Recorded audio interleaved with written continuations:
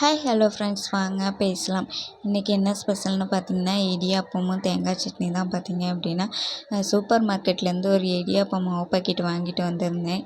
சரி எப்படி இருக்கும் செஞ்சு பார்க்கலாம், ட்ரை பண்ணி பார்க்கலாம்னு சொல்லிட்டு வாங்கிட்டு வந்தோம்.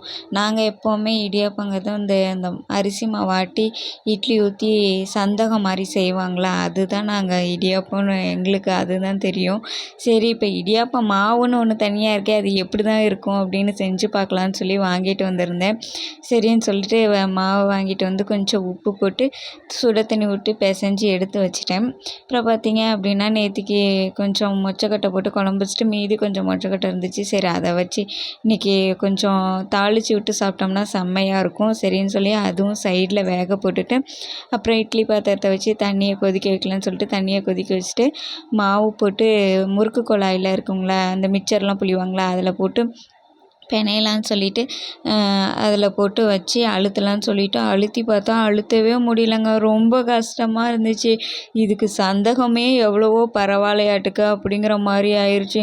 மாவு கொஞ்சம் நான் இலக்கமாக பிணைஞ்சிருக்கணும் போலவாட்டுக்கு. எனக்கு பக்குவம் தெரியாமல் பிசைஞ்சிட்டு அழுத்த முடியாமல் அழுத்தி கையெல்லாம் ஒரு பாடு ஆகி கையெல்லாம் சிவப்பு சிவப்பாக ஆயிடுச்சுங்க. ஒவ்வொரு விரலும் பயங்கரமாக வலி எடுத்துருச்சு. சரின்னு ஒரு வழியாக எல்லாத்தையும் புழிஞ்சி எடுத்து அடுப்பில் போட்டு வேக வச்சுட்டேன். சைட்லேயே பார்த்தீங்க அப்படின்னா தேங்காய் சட்னி ரெடி பண்ணலான்னு சொல்லிட்டு ரெடி பண்ணேன். அப்புறம் பார்த்தீங்க அப்படின்னா வெந்து எடுத்து பார்த்தா செம்ம சாஃப்டாக இருந்துச்சுங்க. சூப்பராக இருந்துச்சு.